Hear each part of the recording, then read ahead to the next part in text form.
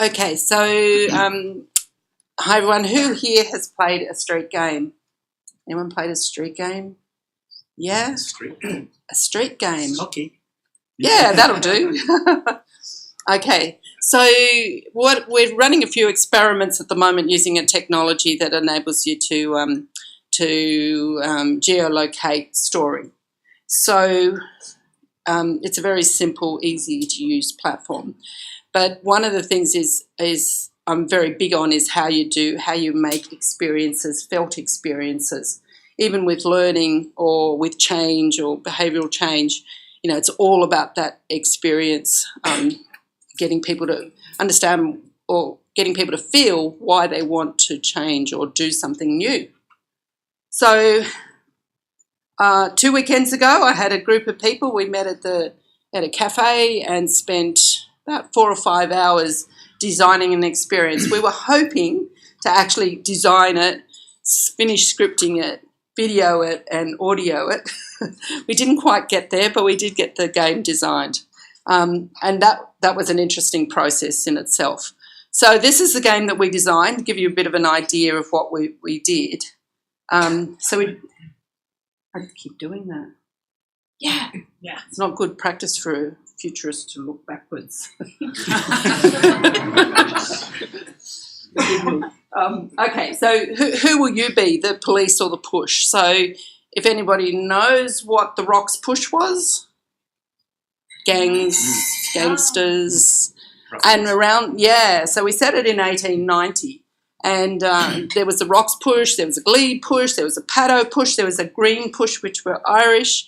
So it was really interesting. The police at that time were still coming from their own convict backgrounds to some extent. You know, you were sort of only a generation away from probably my ancestors. So we based it on this fabulous story around the Rocks, and the Rocks is a really easy place to do it. But what we did is we designed on paper first, and then we went exploring. And we didn't realise how important place was to the design. I mean, in theory, I knew all that. But when we got to it, we actually had to walk around. We had to go and see. So this is the Suez Canal, which was a very dangerous place to be at night, and it could be set up very easily for kidnap or robbery.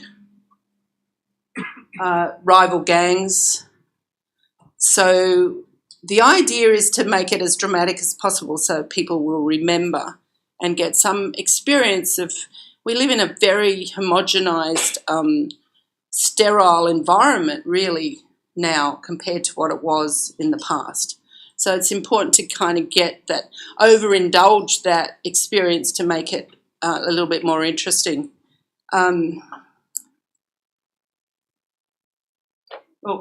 At this point, there was a sound file and it sounded something like this. Basically, it was footsteps. Oh, that's better. Yeah, great. I'll have to employ you, Joe, for the sound effects. So it's really about that, trying to create that feeling. There was a history game that was designed around the razor gangs around Darlinghurst. It was a really good game. You actually felt like you were being chased. And, a friend I did it with, she grabbed my hand and just took off 100 miles an hour. And she had been a sort of Olympic athlete, so it wasn't it was a little bit challenging. But it's that, how do you create that kind of experience that we'll do this? And we can use audio and video and just place. So another one, more of the story, is I don't know if any of you have been to the Rocks and seen this place. I've been to the Rocks a million times, had not seen that, and it's such a brilliant space.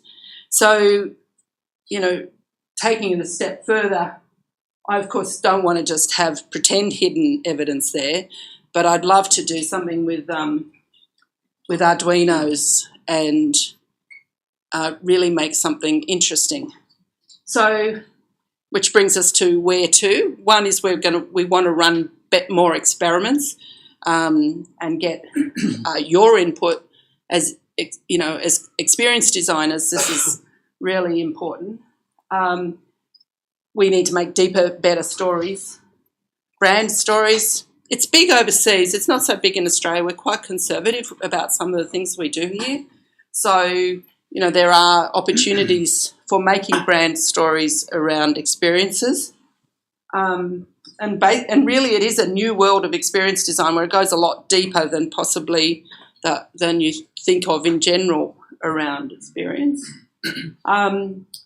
Combining the Internet of Things. That third one, does anyone remember the Volkswagen piano stairs experiment? Yeah, they only did it 1 year, that Festival of Ideas, which was really sad.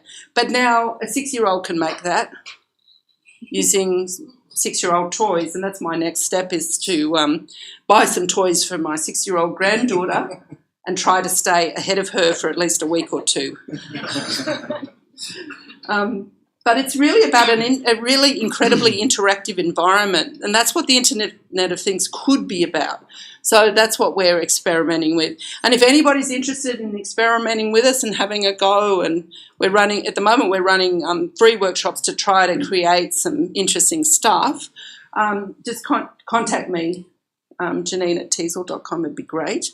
And that's my 30-second pitch there at the end. Yeah. So I think that's my 5 minutes. Is it, Joe? Or if it's not, has anyone got a question? We do have time for one question. There we go. Your question. What is it about Australians, or even specifically Sydney-siders, that you think we don't have an appetite for this kind of stuff? Well, yeah, I suppose it's data, statistics, that there is less appetite here, in that the number of brand stories that have been done using this has been a long time coming. It's interesting because in the first, they used to call these things pervasive games, and the EU gave 6 million euros to a group to study it in Sweden. As well as that, the very first pervasive game was designed in Adelaide, was actually designed overseas but run in Adelaide. So it's interesting. So we've got this history of, yes, we're interested, but we didn't invest any money, and we didn't, there's very little of this happening. There are sort of tours like The Amazing Race, but there's no story in them. So it's, I don't know if it's that combination of storytelling with interesting design and emotion. Yeah, that's my way of saying I really don't know. Thanks. Well, thank you, Janine Cahill.